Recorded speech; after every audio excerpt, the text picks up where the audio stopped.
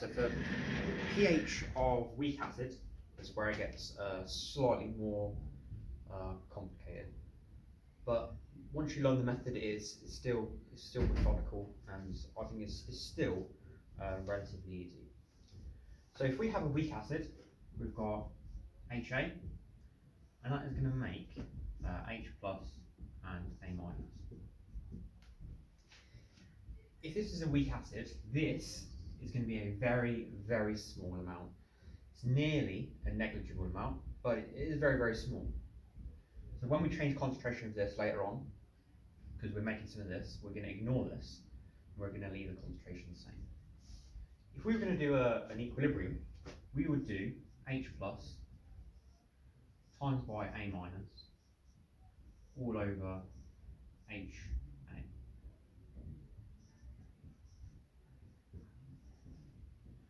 And if we're going to look at this, H plus and A minus are effectively the same thing. So we can rewrite this as H plus squared over HA. So when we're trying to work out the H pluses, because ultimately when we're working out a pH, we just want the H pluses. If we know the concentration of this and we know the equilibrium constant, so the equilibrium constant in this is actually called the Ka, or the acid dissociation constant. If we know this, and we can go look this up in books for each individual weak acid, know concentration of this, we can actually work out the concentration of H pluses with a small amount of algebra. Like I said, because this is a very, very small amount that dissociates, even though this should take away concentration of this, because this is so small, we're going to effectively ignore the concentration of this when we look at the concentration of this. So basically, we can ignore the fact that some of this is dissociated. We can ignore that. So when we do these questions, all we need is the concentration of the weak acid and the Ka of the acid. So the Ka is always given to you as a Ka or a pKa. And just like going from a concentration of H pluses to pHs, we are just doing that log Ka. So pKa is equal to minus log 10 of Ka. If you've got Ka, that is equal to 10 to the power of minus pKa. So we can convert between the two, just like we have been for pHs and H pluses.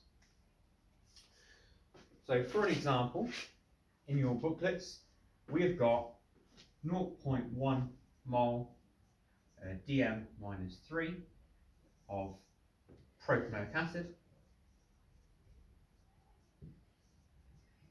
which has this time it has a pKa of 4.87. So this is a pretty standard piece of information, and we want to work out the pH. To work out the pH, we need to know the Ka and HA, or the concentration of the acid. So we know the concentration of the acid, so our concentration of HA is equal to 0.1. We need to know Ka.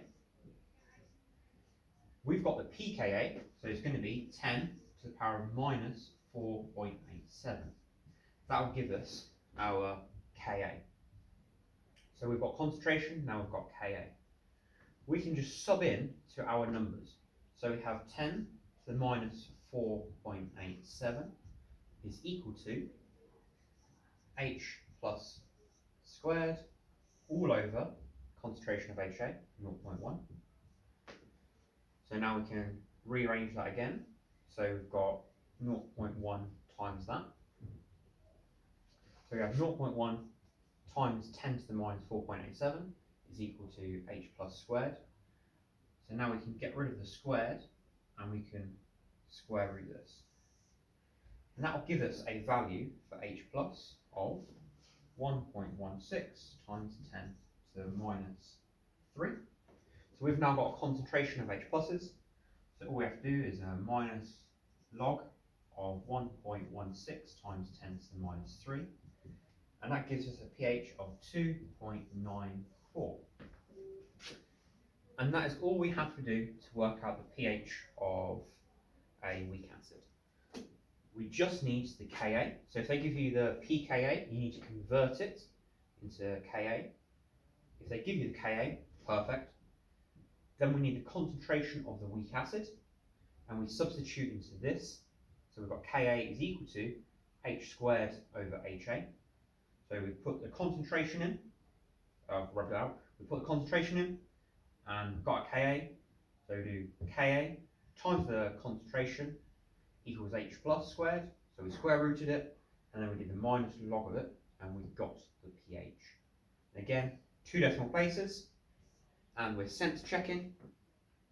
So we've got pH of 3, so it's not a strong acid, it's not 0, it's not 1, it's a relatively weak acid, so we're happy about that. If you were to go on to do more questions, if you were adding it to a strong base, if you found that you had an excess of H pluses, you would do the new concentration of HA here. So you would take away the concentration of OH, or you would find the moles of HA, you would take away the moles of OH minuses, and you would then put the new concentration in here.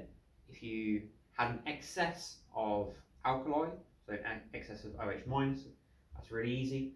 You would work out the amount of HA, OH minus minus the amount of HA, and then you've got OH minuses, work out the concentration, and you would go put it back into that ionic product equation.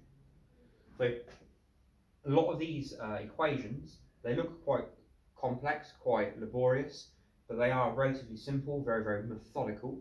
So if you can do all these equations, you can access 6-7 markers with relative ease. So what I want you to do is task 6 in the booklet, that is page 11. If you go to the next couple of pages, so if once you've completed that, you can do the tasks on page 12 and 14. They are more difficult, but you do have all the information. You should have the ability to do them. Right. So that's page 11.